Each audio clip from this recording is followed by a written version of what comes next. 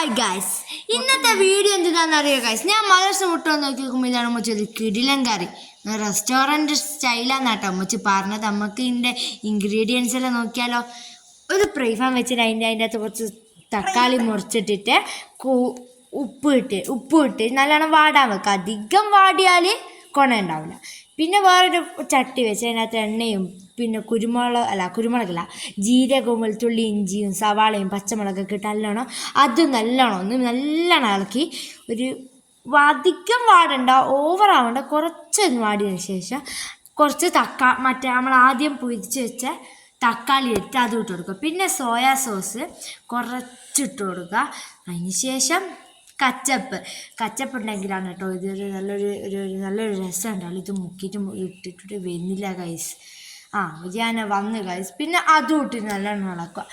ഇത് നിങ്ങൾക്ക് ഇഷ്ടപ്പെട്ടിരിക്കുന്നു തന്നെ പറയണേ. ഇഷ്ടപ്പെട്ടിക്കില്ല എന്ന് തന്നെ കമൻറ്റ് ബോക്സിൽ എഴുതണേ.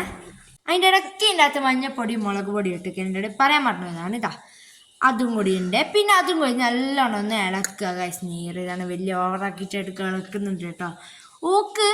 ഇന്നത്തെ ഇവിടെ ഫുഡ് ഭൂരിയാണ്. പക്ഷെ ഓള് പറയുന്നത് എനക്ക് ഭൂരി ഇഷ്ടമില്ല എന്ന് പറഞ്ഞിട്ട് എന്തെല്ലോ പ്രശ്നം ഉണ്ടാക്കുന്നുണ്ട്. എന്നെല്ലാം പറഞ്ഞിട്ട് എന്നിട്ടോള് ഞാനങ്ങനെയുള്ള പറഞ്ഞ് ദോശ ഉണ്ടാക്കി കൊടുത്തു ഗൈസ്. ഞാൻ ഇവിടുന്ന് ഭൂരി ഓള് ഇവിടുന്ന് ദോശ. എത്രയും നല്ല കറിയാണ് കേട്ടോ. ഭൂരിൻ്റെ കൂടെ കഴിക്കാണ് കേട്ടോ സൂപ്പർ ടേസ്റ്റ്. ഭൂരിൻ്റെ കൂടെയാണ് ടേസ്റ്റ് ഞാൻ പറയുന്നു. ദോശേൻ്റെ ടേസ്റ്റ് എന്ന് ഓളും പറയുന്നു. ഏതാ ടേസ്റ്റ് നിങ്ങൾ കമൻറ്റ് ബോക്സിൽ പറയണം കേട്ടോ. അത് വേറെ അയക്കണം, പിന്നെ മറ്റേത് വേറെ അയക്കണം. പിന്നെ കഴിച്ച് അതിൻ്റെ ഇടയ്ക്ക് ഞങ്ങൾ രണ്ട് മൂന്ന് അടിയെല്ലാം കൂടിയിട്ടോ ഇവർ വീഡിയോ എടുക്കുന്നത് എന്തിനാ അങ്ങനെ ഇങ്ങനെ ഓളെന്തെല്ലോ പറയുന്നുണ്ട്. ഓളെ ലാസ്റ്റ് കുട്ടികൾ കളിയാക്കോ ഇങ്ങനെയെന്നെല്ലാം പറയുന്നുണ്ട്. പക്ഷെ ഞാനതൊന്നും വലിയ മൈൻഡ് ആക്കിയില്ല. അപ്പോൾ ബൈ, ഇത്രയേ ഉള്ളൂ നമ്മുടെ വീഡിയോ. ബൈ.